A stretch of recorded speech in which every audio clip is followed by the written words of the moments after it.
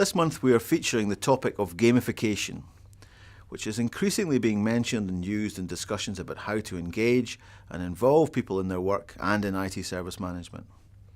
We now see a huge regular involvement with tens of millions of people using their personal devices to play games daily. Why not harness that interest and the available technology to help incentivization schemes, building metrics and getting people more engaged with their work and daily tasks?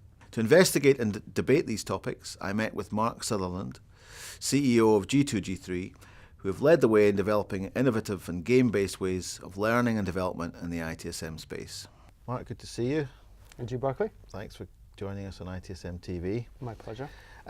Really just kicking off with a few fairly straightforward questions around about, we're talking about gamification. What is it? Gamification is a fairly new word. It really has only come to the market in the last 2 years. It's trying to take the good bits out of games, the bits that engage us, hook us, addict us in some sort of cases, and applying it to non-game activities. So an example of that would be what? I mean, when you say games, you mean computer games, or do you mean? No, game thinking. So if you look at game thinking, what is game thinking? It's awards, competition, self-expression, exploration. And the game mechanics are the points and the levels, badges, achievements, etc. from that perspective. So we're taking these two things and applying them to non-game activities. I mean, gamification is very distinct from serious games, simulations, which we've seen in the past in service management. But gamification is taking these components of games, elements of games, DNA of games, if you want to think of it in that way, and applying it to try to make normal experiences more compelling. One that is often cited in the press is chore wars. So at home, for example, if you've got particularly unpleasant chores, or you're trying to incentivize your children, you could start to introduce some gamification, into your house, and start thinking, okay, children, if you do this chore, you'll get that point. If you do that chore, you'll get that badge. And you would try to do it in such a way that the most unpleasant things get the big rewards. I suppose one of the concerns there would be that it almost becomes, or it could be seen as maybe a little bit patronising. Incentivization isn't necessarily new. I'm just wondering what the new bit is. Yes, and you're right. There's a real risk that there's the dark side of the force of gamification. You've got sort of people who are marketeers, who are trying to hook you and to lure you and to drive your behaviour.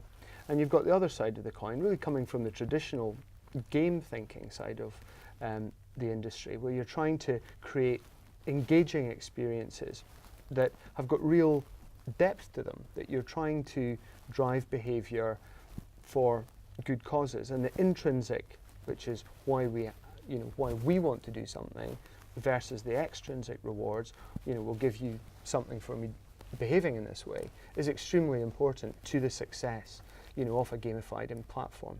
Nike Plus is a really good example of one that really works. It's got, presence on the web. I can run. I like to run. I've got a watch that is linked into the website, links into my iPhone, my iPod, all those kind of things. And it drives my behavior to want to run. And I can compete with everyone around the world in some cases, and it reminds me, oh, you haven't been for a run, or you haven't done this, and it drives my behaviour in that way.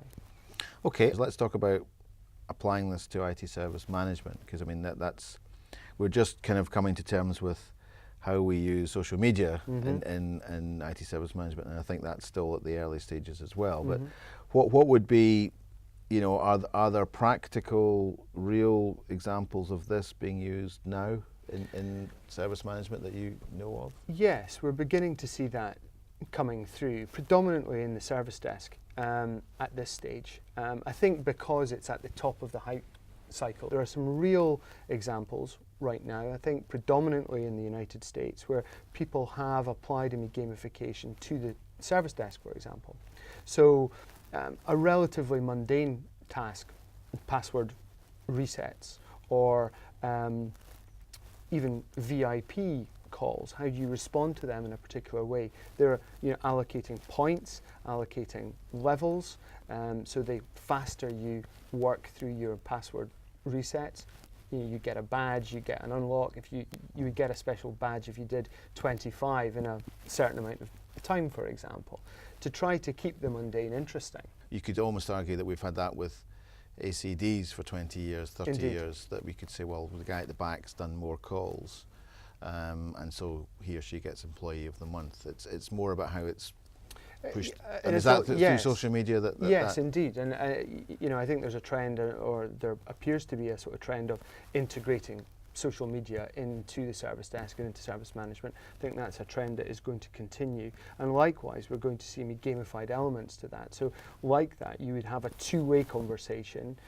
If I've achieved this objective, then I would get this achievement, this unlock from that perspective. And it becomes fun. Everyone's trying to make it fun and engaging. It's not to be... Service management. Well, indeed. I've been trying to make service management fun for years, and it is quite hard. However, that is the goal of sort of gamification and applying these techniques into that. Just clarify that distinction between gamification and gaming then. Well, gamification is taking the elements of games rather than being a game itself. Whereas, we've seen simulations in service management for a long time. These are real games, experiential education, where you put people into a game environment. Clear goals, clear rules, clear, outcomes. It is a game environment itself. Likewise, serious games are whereby you're using traditional gamecraft, so the tools that you would use to design in video games, and apply them to serious concepts. So, for example, we would use the same tools that you would use to create Grand Theft Auto, but apply them to how do you teach someone cloud computing. But we're creating games in that context. What gamification is, it's not creating a game, it's taking the elements of games that are engaging, that game thinking and game mechanics, and applying them to non-game activities. By the age of 18, the average child in America will have played 10,000 hours of games.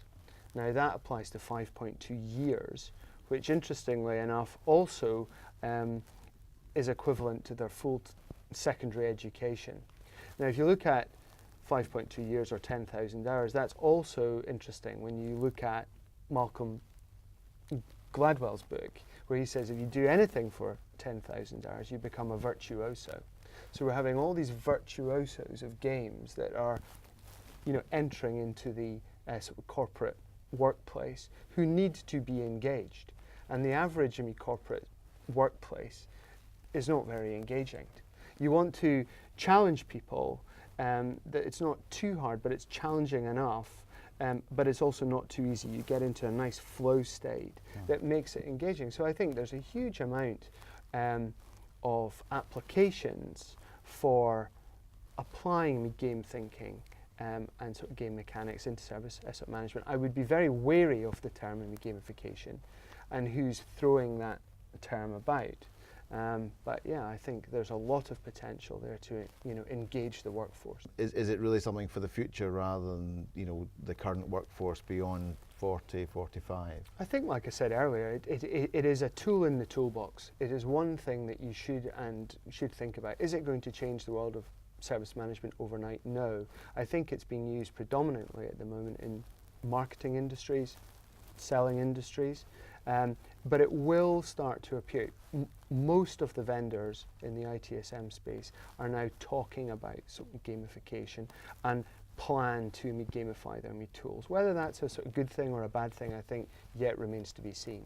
But it's certainly something that I think we all should be aware of and that you will start to see more and more of, but it isn't the silver bullet.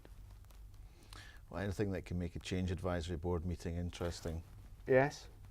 How could it apply for that? Lots of bullets rather than a silver bullet, is it? Okay, we'll leave it there, Mark. Thanks very much. Thank you, Barclay. Thank you. Pleasure.